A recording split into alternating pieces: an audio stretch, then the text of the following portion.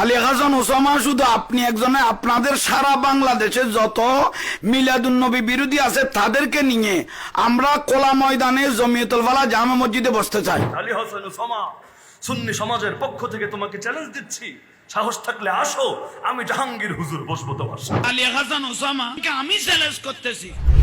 ভালো কথা, আমিও রাজি হয়ে গেলাম। হ্যাঁ, বসবো, কোনো আপত্তি নাই আমার। কোনো জিলাপি দেওয়া লাগবে না, কোনো হালুয়া লাগবে না, টাকা পয়সা কিচ্ছু লাগবে না, আমি বসবো ইনশাআল্লাহ।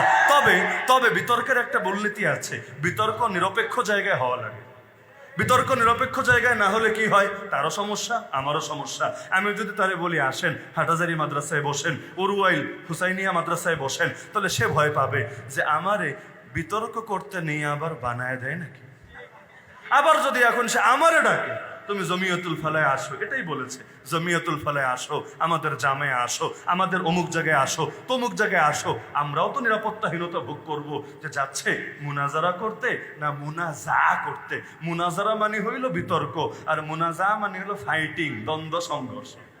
তো এখন চাচ্ছেটা আসলে কি, বড় মুশকিল ব্যাপার। তা আমি প্রস্তাব দিয়েছি যে অনলাইনে হতে পারে, অনলাইনে হলে তেমনি ঝামেলা মুক্ত, নিরপেক্ষ উপস্থাপক রেখে দিলেই চললো। এখানে একজন বিচারকও লাগে না, গোটা জনগণই বিচারক হতে পারে, লাইভে দেখে দেখে জনগণই ভোট দিতে পারে। দরজাটা উন্মুক্ত রেখে দিলেই হলো। তারপর নয়তো মাইপানীয় কমেন্ট হিসাবে অথবা রিয়াকশন হিসাবে যে কার পক্ষে অধিকাংশ জনগণ কাজ করছে, বড় সহজ। অথবা অফলাইনে যদি বসতে চাও, আসো, নিরপেক্ষ প্লেসে বসো। আমি বলেছিলাম ঢাকার কোন অডিটোরিয়ামে বসো, যথাযথ আইনি প্রক্রিয়ার মধ্যে, প্রশাসনের উপস্থিতিতে, স্টাম্পে বন্ড করে। যদি তুমি হারো হাটাজারি মাদ্রাসায় গিয়ে তোমাকে তওবা করতে হবে, যেহেতু তুমি চিটাগাংয়ের মানুষ।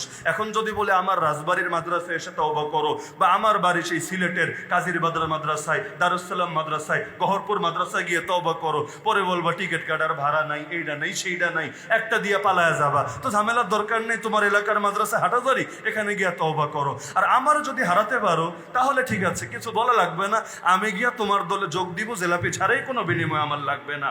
আর শোনো, যেহেতু অপবাদ দিয়েছ, বিতর্কের জায়গায় অপবাদের জায়গায়, নিকৃষ্ট অপবাদ যেহেতু দিয়েছ, এখন আমি হারলে অপরাধের হকও আমি ছেড়ে দিব, কিচ্ছু বলবো না। কিন্তু যদি তুমি হারো, তাহলে হারার শাস্তি তো আছে, তওবা তুমি করবাই, কিন্তু অপবাদের বিষয়টা তো আলাদা। এজন্য আমি তোমারে অন্য কোনো জায়গায় যদি তুমি আসতে নাও চাও, সমস্যা নাই, হাটহাজারী মাদ্রাসার মাঠে নিয়ে, যেহেতু আমার অপবাদ দিয়েছো আর অপবাদের পক্ষে প্রমাণ দিতে পারছো না, তাহলে তোমার গায়ের কাপড়গুলো খুলে, বেশি না, হদ্দে কজব যেটা আছে 80টা বেত্রাঘাত করো।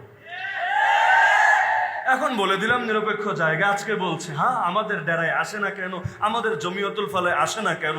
আরে সুপুরুষ যে নিজের এলাকায় লড়াই করতে পারে, আর এক এলাকায় গিয়েও লড়াই চালাতে পারে। আর কাপুরুষ নিজের ঘরে বসে চিল্লায়া আসমান জমিন কাঁপায় ফেলতে পারে। আর নিজের ঘরে বৈশা নিজের সিংহ মনে করতে থাকে, বাইরে গেলে তখন ম্যাও টাইগারে পরিণত হয়ে যায়। বিড়াল আর সিংহ অনেক সময় দেখতে কাছাকাছি লাগে, দেখবেন একটা বাঘের ছবি তুলে, আবার একটা বিড়ালের ছবি যাদের হাত পাকা, এমন সিস্টেমে তুলবে জুম করে একেবারে ওর চেহারাটারে, হঠাৎ ছবিতে দেখলে মনে হবে সুবহানাল্লাহ, উরুয়াইল এত বড় রয়্যাল বেঙ্গল টাইগার আসলো কোত্থেকে, সুন্দরবনেই টাইগার শট পড়ে গেছে, উরুয়াইল এত বড় টাইগার আসলো কোত্থেকে। আসলে এটা টাইগার না, এটা ম্যাও টাইগার।